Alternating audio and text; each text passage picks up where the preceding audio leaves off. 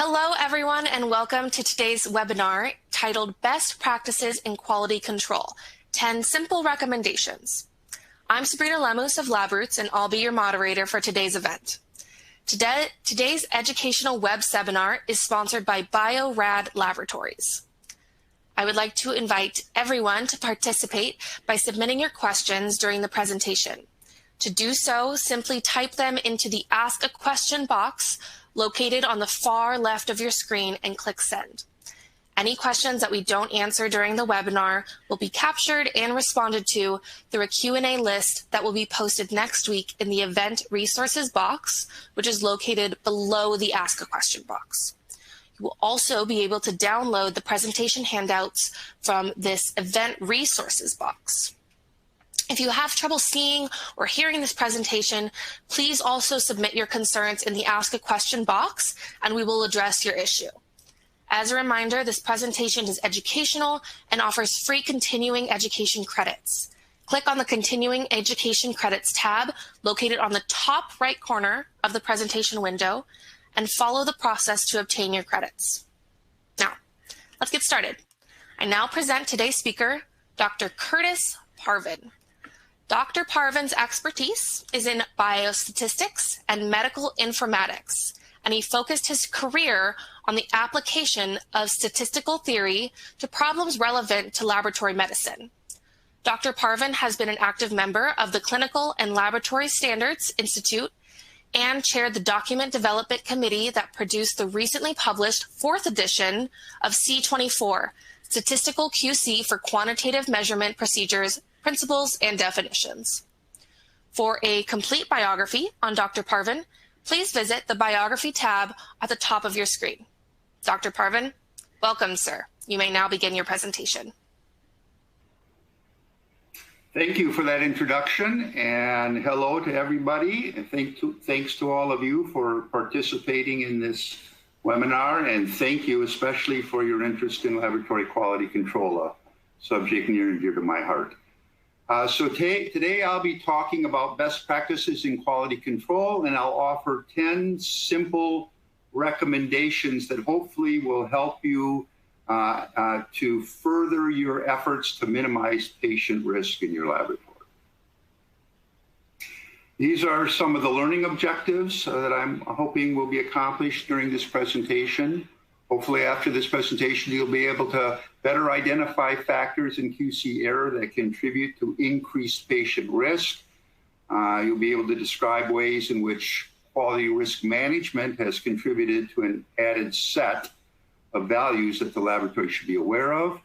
And hopefully of the 10 recommendations I give, you'll have at least 5 of them that are practices that you could maybe apply in your laboratory that you're not currently doing. So I would argue that one of the main goals in laboratory medicine is to improve patient health by providing laboratory test results that support good medical decisions. And in order to accomplish this in the laboratory, we need to provide accurate test results that enhance patient care and minimize patient risk.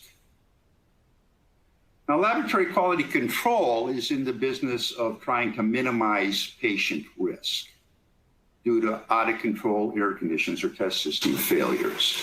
So the topics that we'll be discussing today with regard to laboratory quality control will be focused really on minimizing patient risk of harm.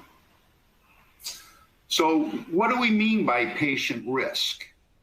Well, in statistics, which is what I'm formally trained in, risk is defined as the probability of an unwanted event. So we talk about the risk of dying, the risk of being in an automobile accident, the risk of developing cancer.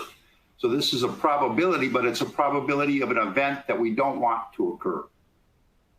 However, in risk management, especially additionally in risk management guidelines that are devoted to laboratory medicine, risk is defined as 2 parts, containing 2 parts. It's the combination of the probability of occurrence of patient harm and, in addition to that, the severity of the patient harm. So if 2 different events, unwanted events, both have the same probability of occurrence of patient harm, but in one of the two, the severity of the consequence to the patient is greater, it would be considered a higher risk. Now, in risk management guidelines, probability of occurrence of harm is generally recommended to be classified into categories. And here are two examples from two different risk management guidelines, CLSI EP 23 and ISO 14971. The categories are listed in the left column and range from frequent to improbable. And then the two other columns indicate risks. For EP 23, the risks are given as rates in time, so once per week for frequent, once in a lifetime of the measuring system for improbable.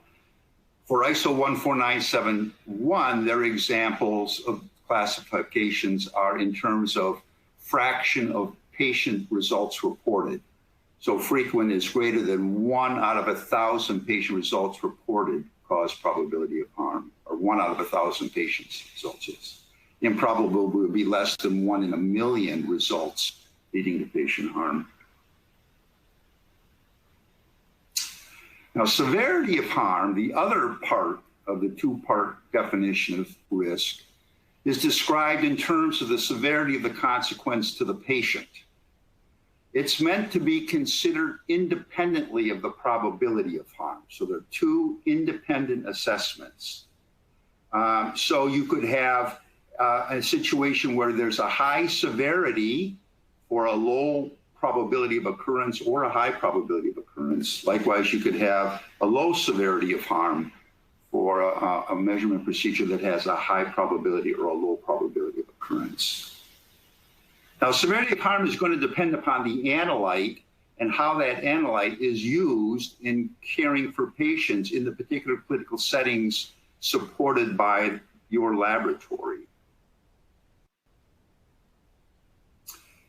Both CLSI EP 23 and ISO recommend that severity of harm also be classified into categories, and actually both documents give the same examples for the categories and their definitions. So I'm showing it for EP 23 here. So the categories range from negligible, inconvenience or temporary discomfort, all the way up to catastrophic, which means patient death or implies patient death. Now, once an assessment has been made for the probability of occurrence of harm and the severity of that harm for a particular analyte and a particular measurement procedure, then the recommendation is to define and use a risk acceptability matrix to determine if the risk is acceptable. This is an example of a risk acceptability matrix that appeared in the CLSI EP 23 guideline. You can see that as the severity of harm increases, the probability of harm that's considered acceptable decreases. So, for instance, if the severity of harm is considered minor, then as long as the probability of harm is no greater than occasional, it's considered acceptable.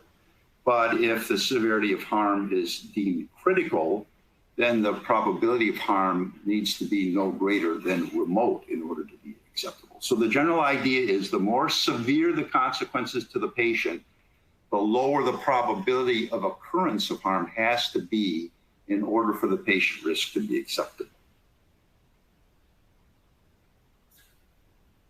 Now, returning to the concept of the probability of patient harm, this shows a very nice model that is described in CLSI EP 23 that gives an example of the sequence of events that start with the initiating cause of some out-of-control condition and ultimately lead to patient harm. So the idea here is you have an initiating cause of a testing process failure that produces an out-of-control condition. Depending upon the magnitude of that out-of-control condition, an increase in the number of incorrect results are generated. There will be an increase in the frequency or rate of incorrect results being generated. And then depending upon the quality control practices in the laboratory, before that out of control condition is detected, some number of those incorrect results will be reported. Incorrect results that are reported by the laboratory create a hazardous situation for the patient. That is, there's an increased likelihood of patient harm. It doesn't necessarily mean that patient harm will occur, but there is an increased chance of it. Now, whether or not an incorrect result that's reported leads to patient harm will depend upon how likely it is that that incorrect result leads to some kind of misdiagnosis, some kind of incorrect decision that causes or leads to a inappropriate action that then causes patient harm. By definition, in my opinion, any inappropriate action that occurs by definition means patient harm, because it was something that wouldn't have occurred if the correct result had been reported. It doesn't say anything about the severity of the harm. It just means that some unwanted action occurred.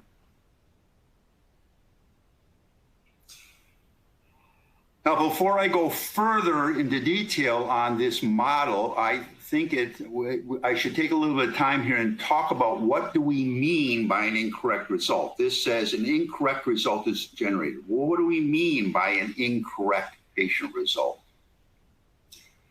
Well, one of the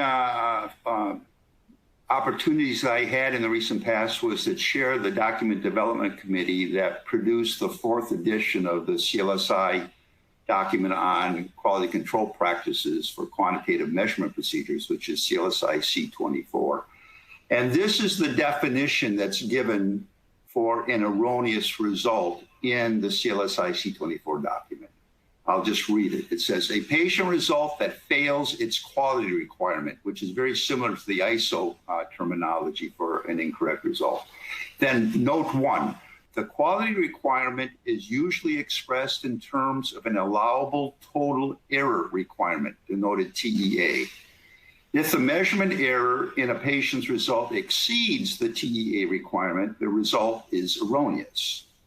And then note 2, may also be referred to as an incorrect result or an unacceptable result. So in the CLSI EP23 document, the model of the sequence events referred to it as an incorrect result. But the CLSI committee decided they liked the term erroneous result. So the erroneous result, incorrect result, or unacceptable result all mean the same thing, but I'll probably be most likely using the term erroneous result throughout this talk. But it means the same thing as that incorrect result in the model that I showed. So just to give a little cartoon to maybe make it clearer what an erroneous result means. This curve is showing a distribution of measurement errors for some particular measurement procedure.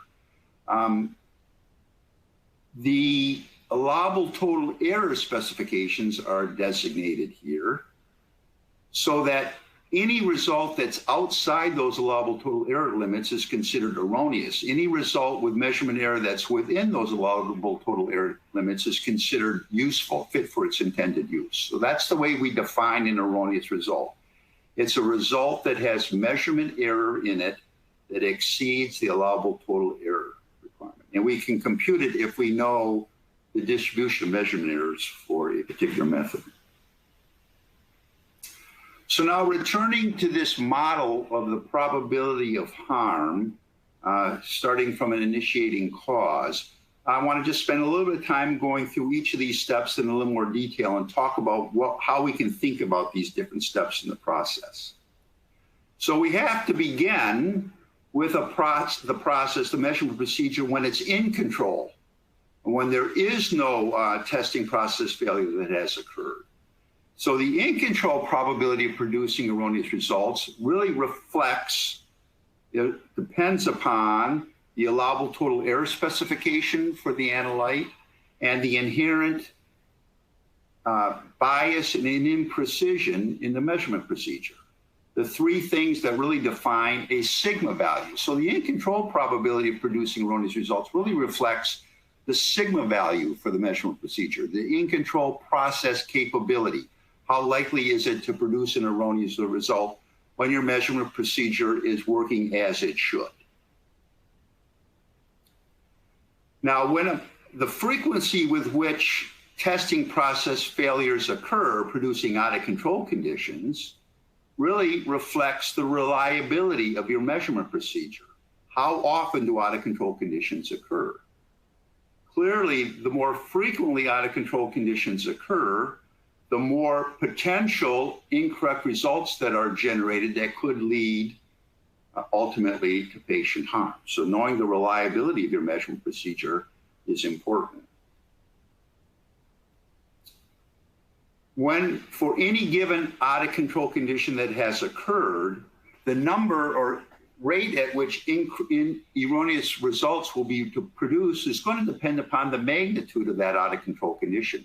The larger the out-of-control condition, the more likely it is that erroneous results will be generated that potentially can cause patient harm. So we have to be able to be prepared for any possible magnitude of out-of-control condition that might occur. Now, when an out-of-control condition has occurred and incorrect results are being generated, how many of those incorrect results get reported from the laboratory will depend upon how effective the laboratory's quality control practices are at detecting that out-of-control condition as soon as possible. The poorer the ability of the laboratory to detect an out-of-control condition, the more incorrect results will be reported, creating hazardous situations for patients that could potentially lead to patient harm. And then when incorrect results are reported, how likely it is that an erroneous result leads to inappropriate decision or an inappropriate action will determine how many of those incorrect results lead to patient harm. So some knowledge of the likelihood that erroneous results lead to inappropriate decisions or actions, and the knowledge of that is important in terms of determining how many erroneous results might lead to patient harm. So now I've kind of gone through in a little more detail all of the steps in this process. Now, clearly, where the laboratory and laboratory QC plays its biggest role is in this section of that sequence. Process out-of-control conditions occur. How able are we to detect those out-of-control conditions and minimize the number of incorrect results that are reported? So that's where we tend to have traditionally focused on our quality control strategies in detecting out-of-control conditions as soon as possible. However, when we're considering the impact of our QC practices on the probability or the risk of patient harm, we also have to be aware of these aspects of that sequence of events too, in order to assure that the amount of quality control effort that we're providing in the laboratory minimizes the risk to patients during these stages to an adequate degree, based on these stages also. Okay, so with that brief introduction of how we relate what we do in the laboratory in quality control to this model of the probability of, or the occurrence of patient harm based on the initiation of an out-of-control condition, I now want to offer 10 QC recommendations that will help minimize patient risk. All of these recommendations are widely applicable to a wide variety of laboratory situations. Their implementation is straightforward, doesn't require advanced math to either understand them or to implement them. And they should all, to one degree or another, help reduce patient risk. So recommendation number 1, always end patient testing with a QC evaluation. So what do I mean by this? So here's a cartoon that I'm showing of a continuous testing process. The solid circles are representing QCs that are being tested periodically. If the circles are green, that means that the QC rule was accepted, and if they're red, it means that it's rejected. The open circles are patient results that are being tested between the QC events. Now, as this continuous process is going along, there is a point in time where an event occurs that causes the laboratory to take pause or to be potentially concerned that this event might have an impact on the state of the process, that it could adversely impact the measurement procedure. These are referred to as critical control points, and they're typically things like calibration, preventive maintenance. Maybe it's just the end of the day of testing. You're going to shut down and then start up in the next day. But this is an event that causes one pause. You want to make sure that this event hasn't adversely affected your measurement procedure. Now, if that event occurs and we don't do any QC testing just before that event, then all of the patient results that have been reported since the last accepted QC event, we don't really know what the status of those are. We can't be assured of whether or not some out of control condition, some testing process failure has occurred between the last accepted QC event and this critical control point. Now, if we were to test QCs just before that critical control point and we got a QC rejection, then we would be concerned about all of those patient results that had been reported back to the last accepted QC event. And we would probably want to investigate them.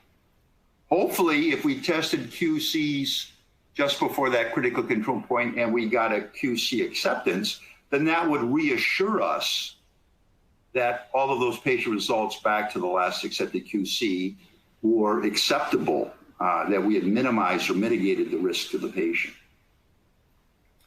Now, clearly, it's almost always recommended that after that critical control point, the first thing that you do is to test QCs, because our concern was that that critical control point might have the potential to adversely affect our measurement procedure. And if we test QCs and we get a rejection, then that would tell us that indeed that's the case, and we would have to do some troubleshooting until we could test QCs and we got QC acceptance, and then we would continue on with our testing process. Now, almost everybody, every lab would test QCs after a critical control point.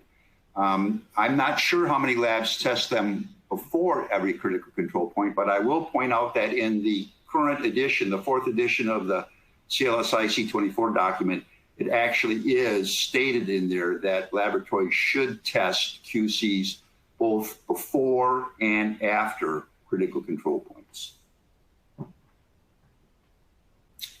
Recommendation number 2, try to make the time between QC evaluations no longer than the time needed to correct results before they're acted on. So what do I mean by this? So ISO 15189 states that when QC detects an out-of-control condition, laboratories should inspect and correct adversely affected patient results already released. So in this particular cartoon, once we get that QC rule rejection, all of those patient results with question marks should be inspected and corrected if they were adversely affected. Now, if it turns out the length of time between that last accepted QC event and the QC event that gives a rule rejection is so great that most of the patient results that have been reported between those two events have already been acted upon, then you haven't mitigated the risk to the patient. It's not good enough just to detect the out-of-control condition. You have to be able to detect the out-of-control condition and be able to go back and identify and correct adversely affected patient results before they're acted upon.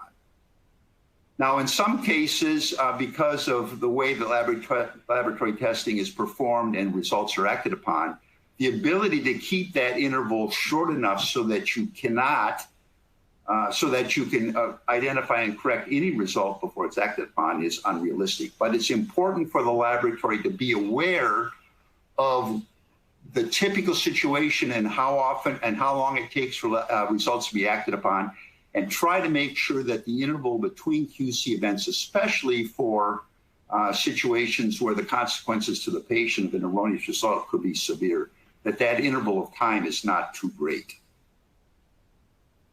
Recommendation number 3, know the number of patient results between QC evaluations.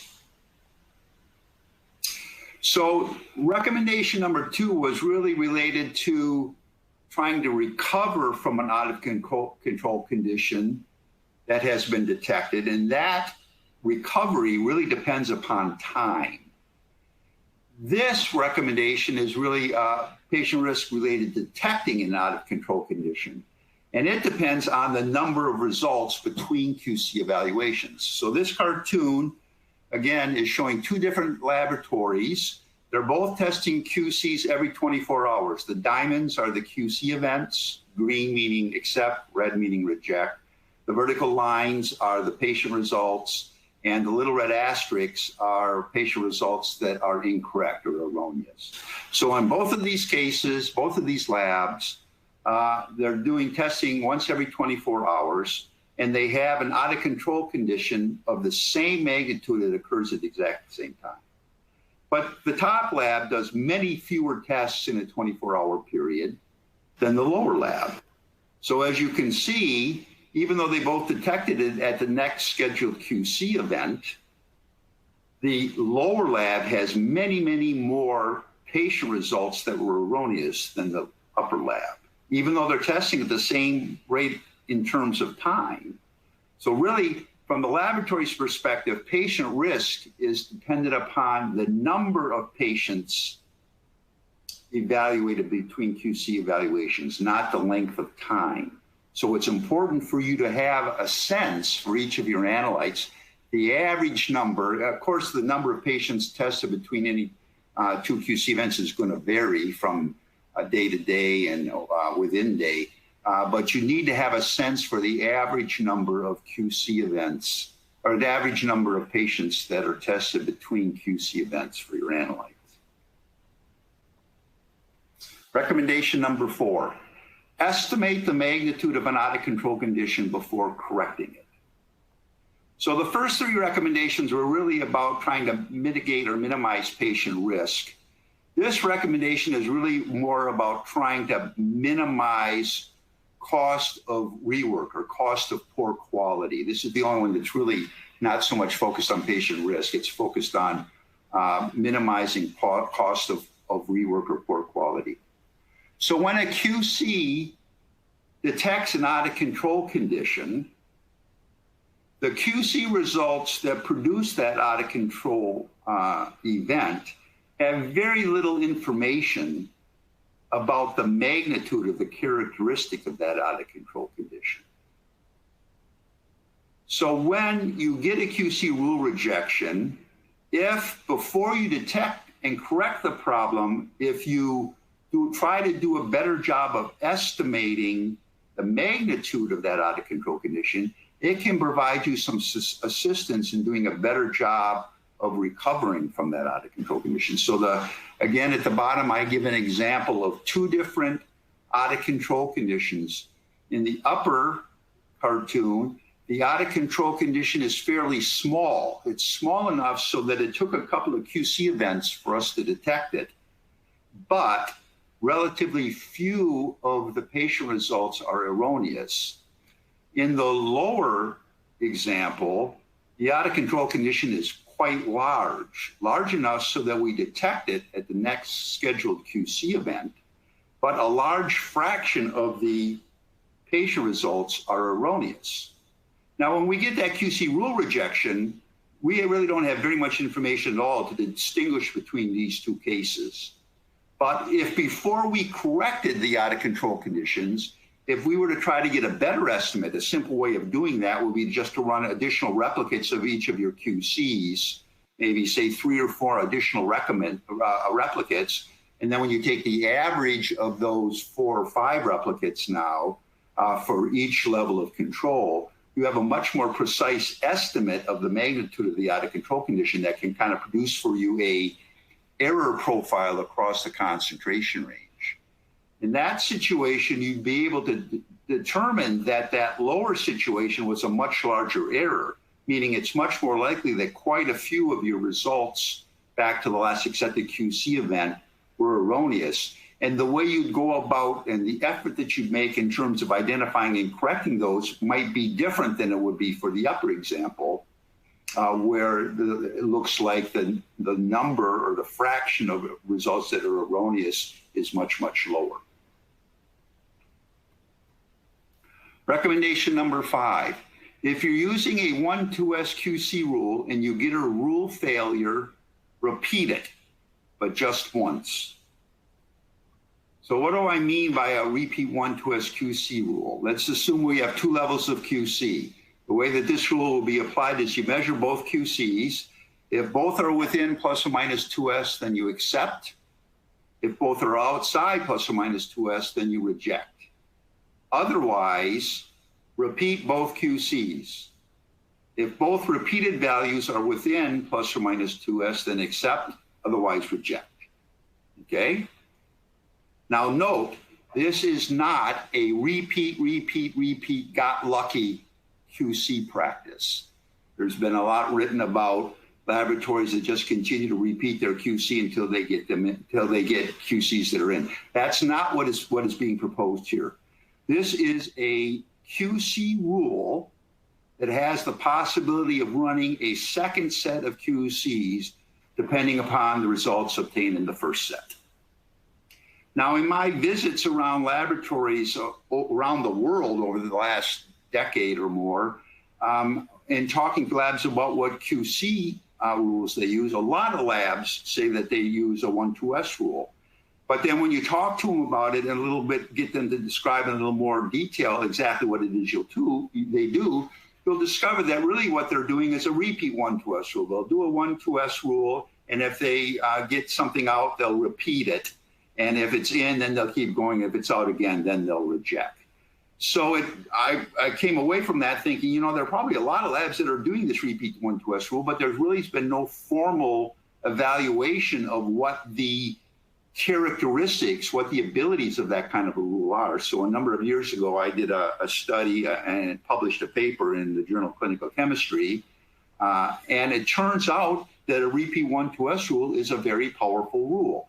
This is a figure that is a modification of a figure that appears in the ClinChem article. This is showing power functions. So the horizontal axis here is showing the magnitude of an out of control condition in multiples of standard deviation. So the left intercept is 0, so that's no out of control condition, you're in control. And as you move to the right, it's increasing magnitudes of out of control errors in shift. And then the vertical axis is the probability of a rule rejection. And each curve represents a QC rule. The solid red curve is a 1-2S rule. The solid green curve is a 1-3S rule. You can see that a 1-2S rule is very, very powerful, but the problem with the 1-2S rule with 2 QCs is its false rejection rate, where it intersects the vertical axis, is at about 0.9, about 9%. So it has a very high, unacceptably high false rejection rate. The green curve, the 1-3S, has a nice low false rejection rate, but its power is not very, very good. I've shown 2 common multi-rules in the dashed curves. The dashed black curve is a 1-3S 2-2S R4S multi-rule, and the pink curve is a 1-3S 2-2S R4S 4-1S multi-rule. That's effectively the Westgard multi-rule without the 10x bar, and the 10x bar in many circles now is argued that people shouldn't use that rule. So that's effectively the Westgard multi-rule.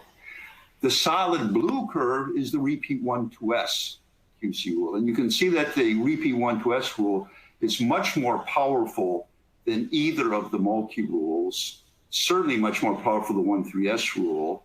Not as powerful as the 1-2S rule for small out of control conditions, but it has a much more acceptable false rejection. The false rejection rate is about 1% for the repeat 1-2S rule. Recommendation number 6, divide analytes into high and low sigmametric groups. So the sigmametric, which I've alluded to earlier, is defined as the allowable total error specification for your analyte minus any inherent bias in your measurement procedure divided by the in control and precision, or SD, of your measurement procedure. So effectively, it's the number of process SDs that fit within the allowable total error specification. It's really measuring the in control capability of your measurement procedure. Now, high sigmametric processes are easy to QC. Low sigmametric processes are harder to QC. And I'll try to justify those last 2 points with some cartoons. So this is showing the distribution of measurement error for a particular measurement procedure that is a 3 sigma process. So you'll notice that the allowable total error limits are at plus or minus 3 sigma. And we're assuming that this particular measurement procedure is unbiased, so it's centered on 0. When this process is operating in its in-control state, there is about a 3 in 1,000 chance of producing results that have measurement error that exceed the allowable total error. So about a 3 in 1,000 chance of producing erroneous results. However, if an out-of-control condition occurred that produced a 2 SD shift in the process, while this is the state of your measurement process in its out-of-control condition, there is greater than a 15% chance that your results will have an unacceptable amount of measurement error. They'll be erroneous. So when a 2 SD shift in a process occurs for a 3 sigma metric measurement procedure, you better be able to detect that out-of-control condition very quickly, because while it's undetected, about 1 out of 7 of your patient results will be erroneous. Now, conversely, let's look at a 6 sigma process. So now the only difference here is that the allowable total error limits are at plus or minus 6 rather than plus or minus 3. In this situation, when you're in control, there's about a 2 in a billion chance of exceeding allowable total error requirements.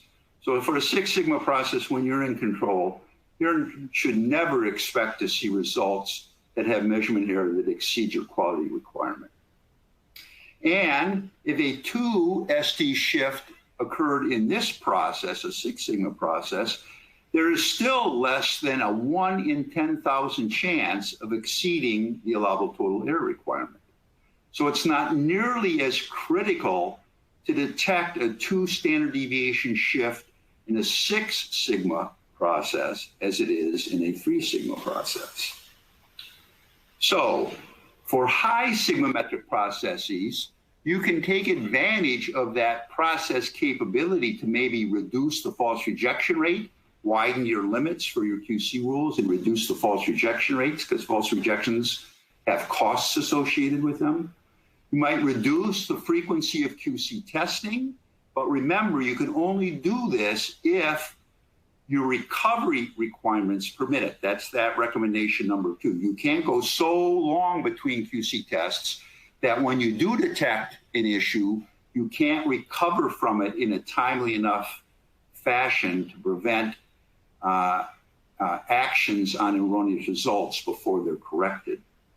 Or you could strengthen your quality claim. That is, specify a smaller allowable total error. You can say that you're able to produce results that meet a more stringent quality requirement for your customers.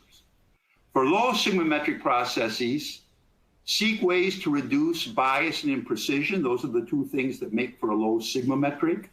If you can't do that, use more powerful QC rules or increase your QC frequency. And if none of that works, then maybe you have to reassess whether or not your quality specification is realistic. Maybe you have to widen your quality specification. Recommendation number 7. Don't rely solely on sigma values to determine your QC strategy. So 6 was just saying use your QC, your sigma values to kind of determine how you do QC. This recommendation is saying that's important, but don't rely solely on sigma values to determine your QC strategy. The reason for this recommendation is that there have recently been publications that have appeared that provide tables such as this. It's referred to as a sigma-metric-based QC strategy design. And the table implies that the number of QCs that you test, the QC rule that you use, and the frequency of QC testing can all be based simply on the sigma metric. So for instance, if your sigma value is greater than or equal to 6, you can run 2 QCs, use a 1-3S rule, and you can test every 1,000 patient specimens. However, if your sigma value is between 4 and 5, then maybe you should use 4 QCs, use a multi-rule, and only test every 200 QC patient samples. Now, the sigma metric is important for determining how able you are to detect shifts of a certain magnitude, but remember, there are other aspects of that sequence of events, not just within the lab, but outside the lab. And there are important issues that we have to consider there in order to determine how good our QC needs to be. So my last 3 recommendations are all going to kind of be based on this point that for the same sigma metric, depending upon other issues, maybe different amounts of QC are required. Oh, so I'm sorry. So in response to tables like that, I and a colleague at Bio-Rad wrote a paper in MLO in 2018, making this point, don't rely solely on sigma values to determine QC frequency, and goes over some of these other issues that I'll refer to in my last 3 recommendations. So recommendation 8, devote more QC effort to unreliable measurement procedures. So remember, in this sequence of events, the reliability of our measurement procedure determines how frequently out-of-control conditions occur. Each out-of-control condition has the ability of producing incorrect results that are reported. So we need to provide more effort at detecting and correcting out-of-control conditions for methods that are unreliable. Or another way of saying this, 2 different measurement procedures that have the same exact sigma value, but one method is much less reliable than the other. The less reliable method, we need to devote more effort in our QC in order to keep the risk of patient harm at an acceptable level. Recommendation number 9, devote more QC effort to analytes with a high probability that erroneous results lead to patient harm. So again, how likely it is that incorrect results that we report lead to patient harm will depend upon the information content in those results and how likely it is that an erroneous result will be enough to cause an inappropriate decision or action that leads to patient harm. So for those situations that have a high probability that erroneous results will lead to inappropriate decisions or actions, we need to devote more QC effort so that we can minimize the number of those erroneous results reported. Or another way of saying it, 2 different measurement procedures that have the exact same sigma value, but in one case, it's an analyte where the likelihood that an erroneous reported result leads to inappropriate decisions or actions than the other.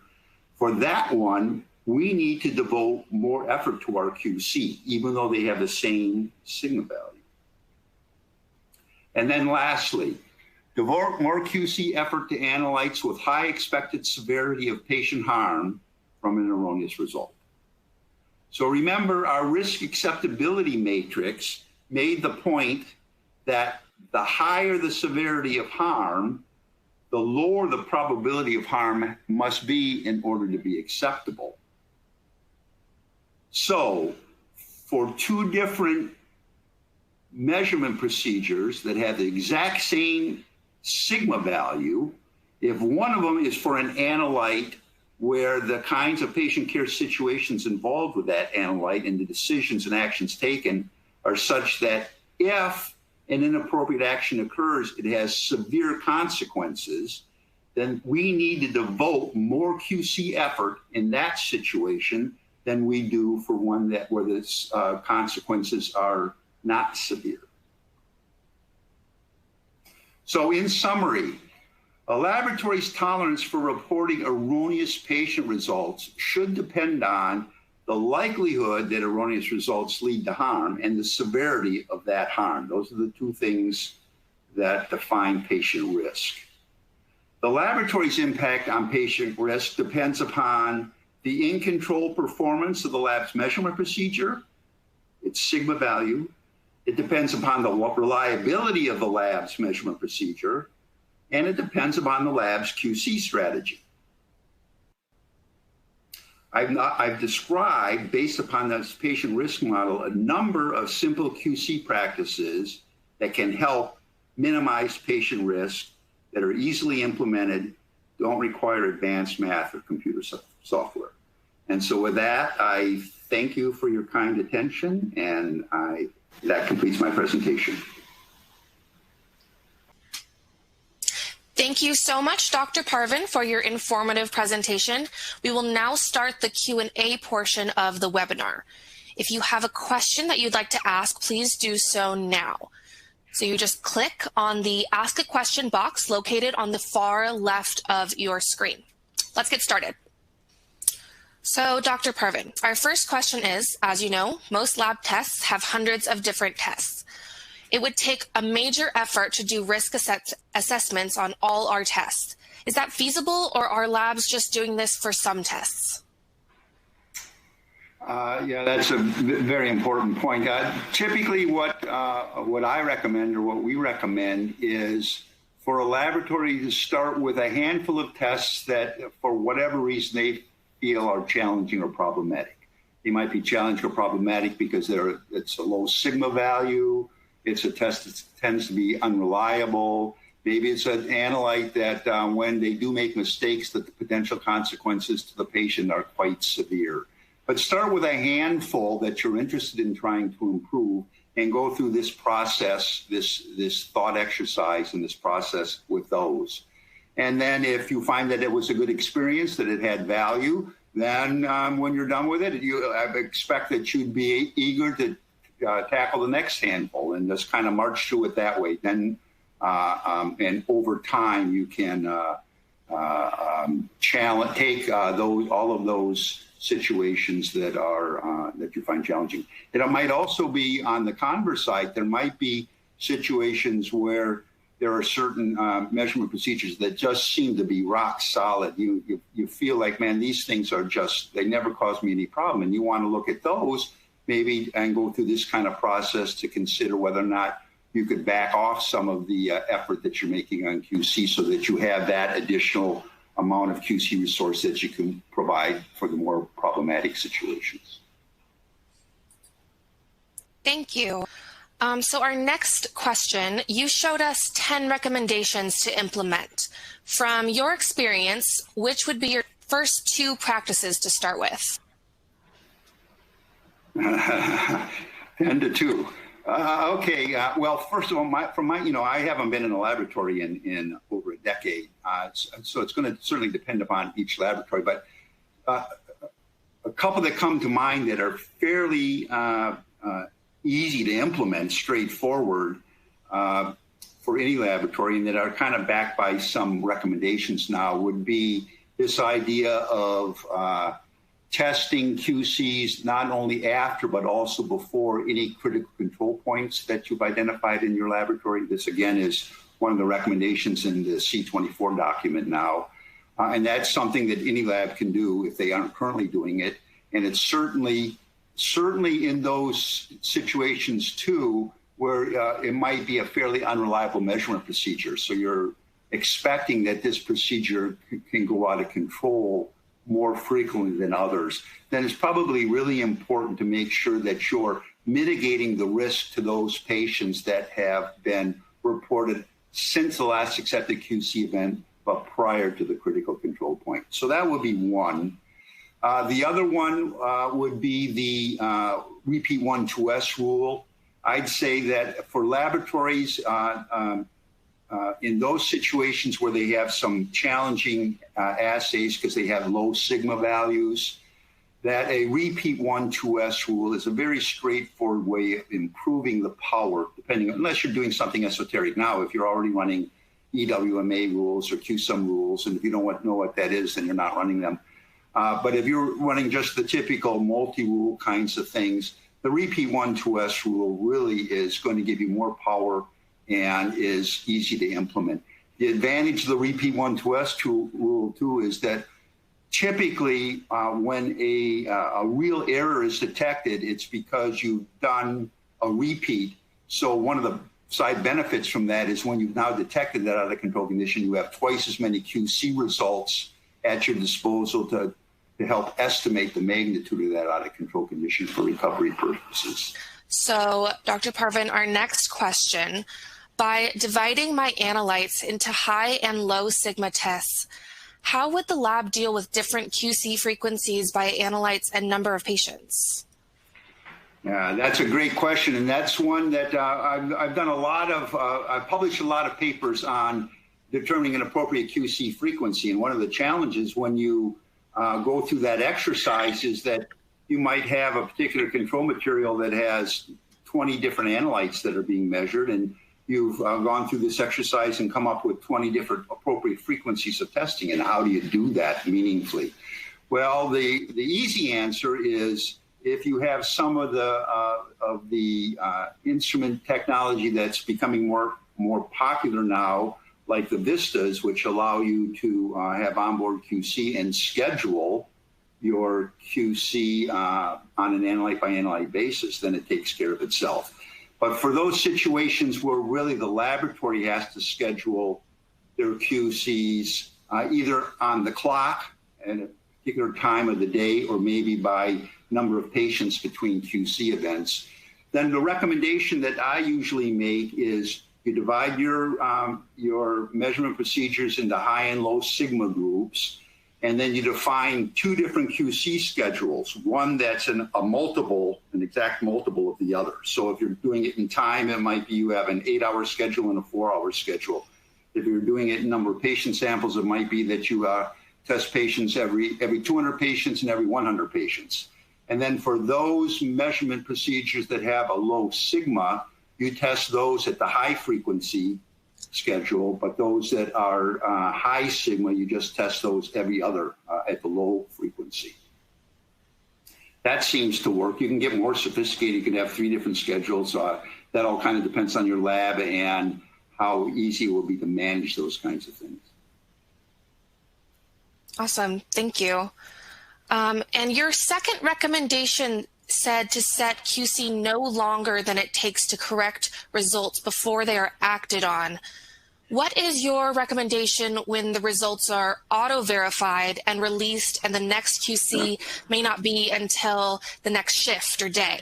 Yeah. And so I alluded to that a little when I was talking about it, but certainly there are a lot of analytes that are being ordered and reported where the turnaround time is critical. I mean, they're being auto-verified and they're being reported because a healthcare provider wants that result quickly.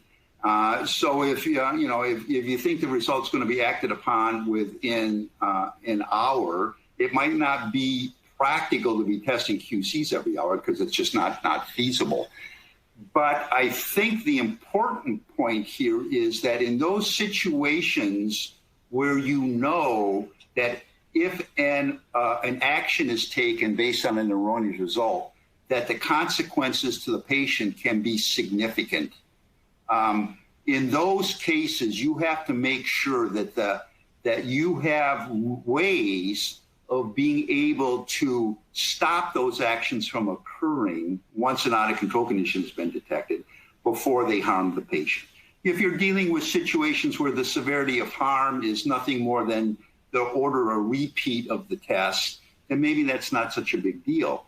But if the consequences are that they're going to be taken to surgery if it's an erroneous result, and they wouldn't have been if they weren't, you want to make sure that you don't don't allow those things to happen. And even though your signal value might tell you that you could test QCs once a day, you might have to decide that, no, you know what, we got to test QCs 3 times a day or 6 times a day, because we can't afford, even if we can detect that out of control condition the first time we test for it, we can't afford the amount of time that's gone on that we've been reporting results that could have been acted upon, causing severe consequences to a patient.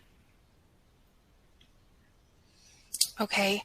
And our next question, the third recommendation is to know number of patients between QC evaluations. What are your thoughts for labs whose patient volumes vary from day to day? Oh, yeah, absolutely. And they will. They'll not only vary day to day, but depending on your laboratory, they very likely vary within day, you know, much more volume in the middle of the day than in the middle of the night. And weekends different than weekdays, et cetera.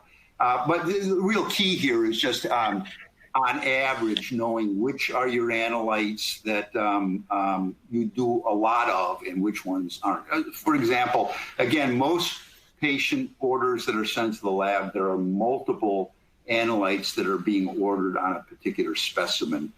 And you might find that in an 8-hour shift, you're testing QCs every 8 hours. In an 8-hour shift, you've got 500 patient samples. And of those 500 patient samples, 400 of them have had electrolytes ordered, but only 3 of them have had calciums ordered or some other rarely ordered tests. And so it's important to know what kind of volume of analyte orders there are in the intervals of time that, or in the intervals of number of patients that you're processing between QC events, so that you can, because really, as I've already said, the risk from the laboratory's perspective has to do with the number of patients tested between QC events, not the time. Time is important for recovery, but patience is important for the detection part. So it's just, I think it's just of value for a laboratory to have an idea of what their testing volume is. And it can be on an average, you know, we do 3 to 5 of these in a shift or in a day, and we do 400 of these in a shift or in a day, or in a particular, in the interval between typical QC events. Great, and we have time for just one more question. Dr. Parvin, on your last slide, you indicate the laboratory's tolerance for reporting erroneous patients' results should depend on the likelihood that erroneous patient results lead to harm and severity of patient harm. The tolerance also depends on the context and specific situation for the testing. For example, an emergency room, diagnosis, or disease monitoring. How have you seen labs do this? Yeah, and this is a really good question and an important point that I'll editorialize on a little bit. Traditionally, in the laboratory, the way that we've dealt with quality control is we've effectively treated our instruments in the lab as if they were our patient. You know, what we're trying to do is keep healthy instruments, healthy patients. A healthy instrument is an instrument that's operating and it's in control state. A sick instrument is an instrument that's operating in an out of control state. And what we've done is thought about how to design QC strategies so that when our patient, the instrument, becomes sick, we can identify that and make the patient well again as soon as possible. Well, the things that I'm talking about as we move from not focusing on the instrument in the lab, but focusing on the patient, it brings into play a number of issues, a number of aspects that aren't just related to the instrument. Things like the severity of harm to the patient, how the results are used. Unfortunately, or fortunately, depending upon how you look at it and who you talk to, what that means is a lot of the information, a lot of the guidance and advice that might be required for designing a good QC strategy to minimize patient risk requires some knowledge that maybe your typical quality control manager in the laboratory doesn't feel comfortable with. It really requires knowledge that's maybe at the level of your laboratory director who's an MD or PhD, or your physician and nurse colleagues that actually are the ones that make use of the results for taking care of patients. So when I've talked to laboratories about some of these issues, they oftentimes show concern because they don't know how to be making decisions or talking about things like severity of harm and the patient care scenarios that might be typical for this particular analyte for the patient populations that they're serving.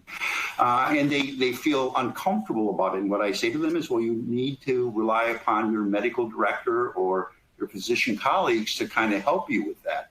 When I talk to medical directors, they are excited about this because this is their area of expertise. This is where they feel that they can really provide some added value in helping the laboratory provide a quality service to the care providers, the patient care providers. So when I talk to physicians, they're all excited about these ideas. When I talk to a med tech that's dealing with quality control, sometimes they look like a deer in the headlights. So it does require bringing in expertise from outside the lab that's more involved in how these results are used in patient care. And as was pointed out in the question, for any particular analyte, there are a number of different patient care scenarios, some that could result in really ugly things happening and others that aren't. And it's the medical director, the physician client that really has to give some guidance in terms of these are the most typical situations with which we find ourselves, and these are the kinds of consequences in terms of the severity of harm, and these are the kinds of likelihoods that if you gave us a bad result, we would do something we shouldn't do or would fail to do something that we should do. So that's a very good point. And the good news, bad news is it's bringing healthcare providers or people with medical knowledge into the picture, which is good if we're trying to minimize patient risk, but it does make more challenges in the laboratory in terms of doing these things. Thank you again, Dr. Parvin, for your time today and your important research. Before we go, I'd like to thank the audience as well for joining us today and for their interesting questions they have submitted. Questions we did not have time for today will be addressed by the speaker and posted in the event resources next week. This webcast will now be available on demand. If you found this informative and helpful, please share with your colleagues. Bio-Rad will be hosting a new QC-related webinar every month this year. Please check back regularly for new topics and take time to explore our posters and booths in the virtual conference. Until next time, stay safe. Goodbye.